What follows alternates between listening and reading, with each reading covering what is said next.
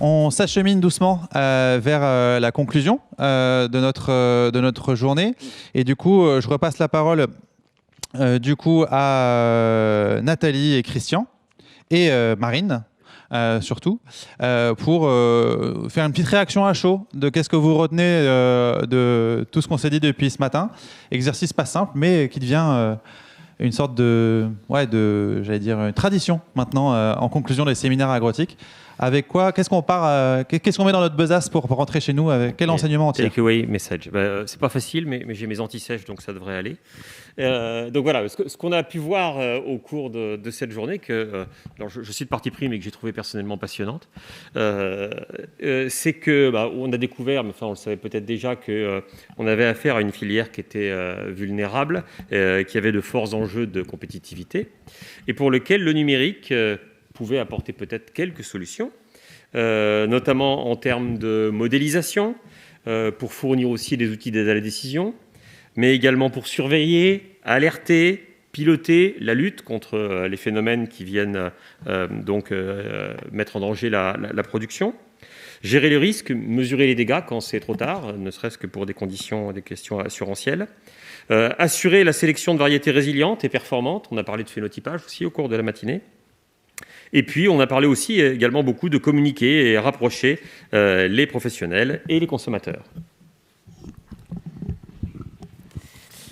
Alors, nous avions vu de nombreuses opportunités et de potentialités en termes de solutions pour l'ensemble de la filière arboricole.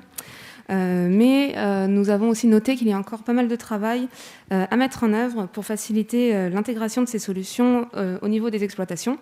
Donc, par exemple, nous avons abordé les coûts abordables de ces solutions, le fait que les outils doivent être clés en main pour les producteurs, qu'ils soient faciles d'utilisation et surtout avec une facilité d'interprétation, avec de la donnée vraiment valorisable au niveau des exploitations.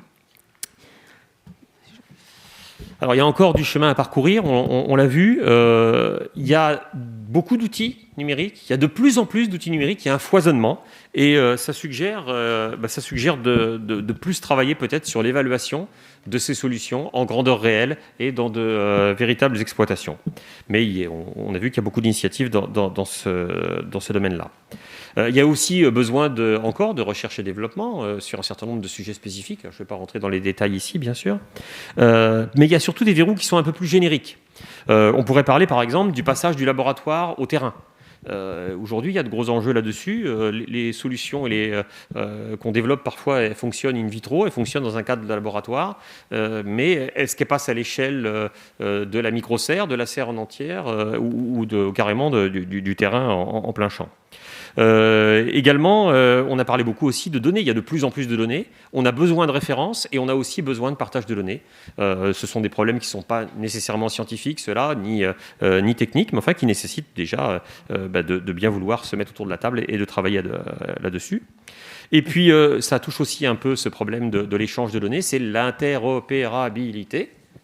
Sans faute, bravo, et qui est un sujet qui concerne justement le fait de faire en sorte que ces données s'échangent de façon aussi automatique que possible, avec le moins d'intervention possible de la part des opérateurs. Alors, de manière un peu plus globale aussi, nous avons vu l'importance de structurer la filière et d'avoir des leviers vraiment au niveau filière pour l'arboriculture. Donc, par exemple, par la définition de nouvelles normes qualité ou en repensant les stratégies de protection. Donc on a parlé agrivoltaïsme, gestion de l'eau en lien avec les variations climatiques dans l'année, etc. Autre point important aussi qui a été abordé là justement dans les derniers échanges, ça a été justement pour répondre aux exigences réglementaires et sociétales, quels outils peuvent être déployés au niveau de traçabilité pour aussi créer un lien de confiance avec le consommateur.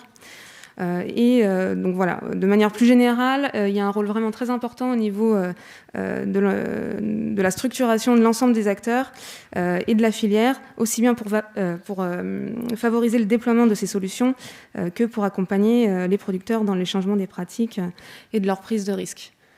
Voilà. Donc voilà. C'est là l'essentiel de ce qu'on a retenu, mais l'essentiel, c'est que vous ayez aussi retenu, vos propres messages à ramener à la maison. Merci beaucoup à tous les deux.